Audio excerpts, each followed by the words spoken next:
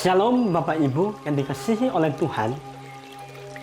Sebelum kita merenungkan kebenaran firman Tuhan, mari kita berdoa.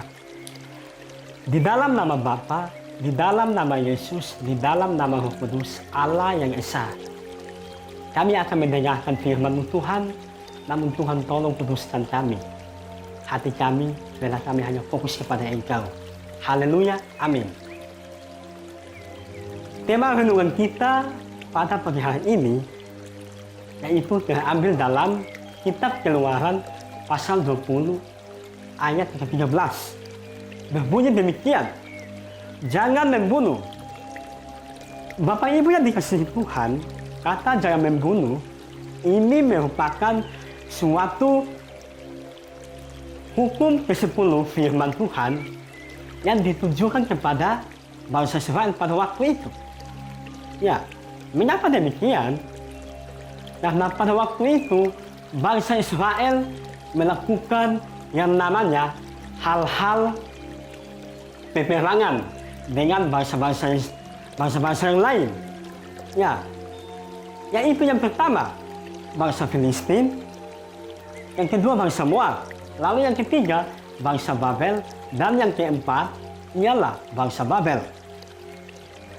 Akibat dari perbuatan bangsa Israel, maka apa yang terjadi? Itu menimbulkan yang namanya sebuah stimulus, yaitu pembunuhan. Ya. Oleh sebab itu, ketika Tuhan melihat hal-hal yang dilakukan oleh bangsa Israel tersebut tidak berkenan kepada Tuhan. Oleh karena itu, dengan hal membunuh itu sangat dibenci oleh Tuhan. Kalau kita menarik kepada konteks perjanjian baru, yaitu Matius pasal 5 ayat 21 menyatakan demikian, kamu telah mendengar yang difirmankan kepada nenek moyang kita, jangan membunuh, siapa yang membunuh harus dihukum. Ya. Ini merupakan suatu bentuk penegasan mengenai prinsip moral yang ditegakkan oleh Tuhan. Mengapa demikian? Karena bangsa Israel melanggar yang namanya dasar fitrah atau hukum yang keenam, yaitu membunuh. Sehingga Yesus mengurut kembali ayat tersebut. Bahkan hal ini pun dilakukan oleh para murid-murid Yesus. Ya, bahwa hal membunuh itu adalah merupakan suatu bentuk prinsip moral yang tidak etis, yang tidak baik, yang tidak berkenan kepada Allah. Oleh sebab itu, kita harus menghindari hal-hal tersebut. Apalagi sampai membunuh, itu tandanya bahwa hatinya sudah dikuasai oleh iblis. Padahal hal-hal tersebut tidak mencerminkan yang namanya buah-buah roh. Oleh sebab itu, kita sebagai anak-anak Tuhan, kita harus menghindari hal-hal tersebut. Ya, yang menjadi pertanyaan bagi kita Bapak Ibu ialah, mengapa kita jangan membunuh? Alasannya bahwa Tuhan membenci yang namanya hal membunuh.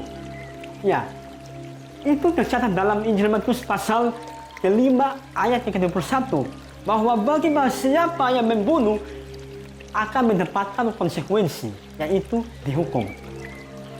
Yang menjadi suatu keharusan atau kesimpulan bagi kita pada saat pagi hari ini ialah, kita sebagai anak-anak Tuhan, kita harus memiliki yang namanya kasih. Ya, mengapa demikian? Karena kasih adalah menyembahkan sifat-sifat Tuhan.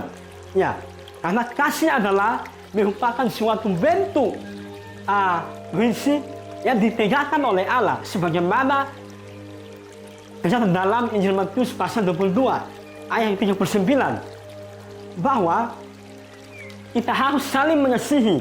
Dan yang paling unik ialah bahwa kasihilah sesamamu manusia seperti dirimu sendiri. Itulah yang dikehendaki oleh Tuhan. Demikianlah firman Tuhan kita pada pagi hari ini, yang hanya Tuhan Yesus kembali menolong dan memberkati kita. Amin. Kita berdoa. Bapa di surga, Bapa yang baik dan maha murah dan maha kasih, pada kesempatan ini kami bersyukur untuk kebenaran firman-Mu.